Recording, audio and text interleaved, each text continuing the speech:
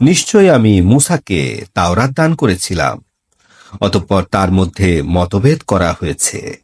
আপনার রবের পক্ষ হতে বাণী যদি পূর্ব নির্ধারিত না থাকত, তাহলে তাদের মধ্যে ফয়সালা করে দেওয়া হতো।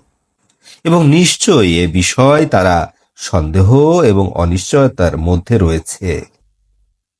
এবং নিশ্চয় আল্লাহর কসম, আপনার রব তাদের আমলের পুরোপুরি শাস্তি দান করবেন।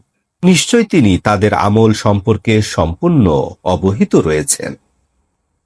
আপনি এবং আপনার সাথে যারা তওবা করেছেন, তারা আল্লাহর আদেশের প্রতি দৃঢ় থাকুন। কোনো অবস্থাতেই সীমা লঙ্ঘন করবেন না। আল্লাহ তাআলা আপনাদের যাবতীয় কর্মের দর্শক। তোমরা জালিমদের প্রতি ঝুঁকে পড়ো না, তাহলে আগুন তোমাদেরকে স্পর্শ করবে এবং আল্লাহ ছাড়া তোমাদের কোনো রক্ষাকারী বন্ধু নেই। অতঃপর তোমরা কোনো সাহায্যপ্রাপ্ত হবে না।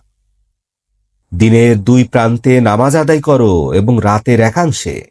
নিশ্চয় নেক আমলগুলি পাপ দূরীভূত করে। এটি স্মরণকারীদের জন্য একটি উপদেশ। আপনি ধৈর্য ধারণ করুন। নিশ্চয় আল্লাহ তাআলা সৎকর্মশীলদের বিনিময় নষ্ট করেন না। তোমাদের পূর্বপুরুষদের মধ্যে কল্যাণ প্রাপ্তরা কেন এরূপ হলো না যে তারা পৃথিবীর বুকে বিপর্যয় সৃষ্টি করতে বাধা দিবে?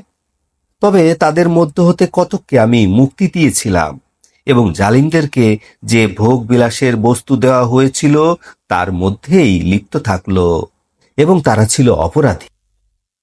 আপনার রব এরূপ নহেন যে অন্যায়ভাবে তিনি একটি জাতিকে ধ্বংস করবেন, অথচ তার জাতিরা সৎকর্মপরায়ণ। আপনার রব ইচ্ছা করলে প্রত্যেক মানুষকে একদলভুক্ত করতে পারতেন, অথচ তারা সর্বদাই মতভেদ করতে থাকবে। তবে যাদের উপর আপনার রব দয়া করবেন, তারা মতভেদ পরিহার করবে। মতভেদ করার জন্যই তাদেরকে সৃষ্টি করা হয়েছে এবং আপনার রবের বাণী চূড়ান্ত হয়েছে।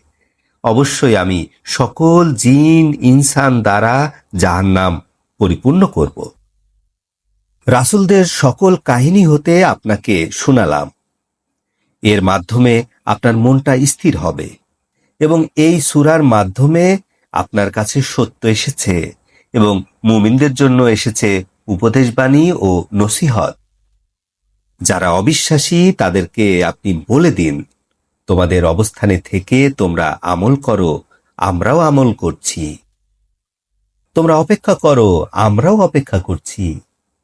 আকাশ পৃথিবীর মাঝে সকল অদৃশ্যের মালিক আল্লাহ।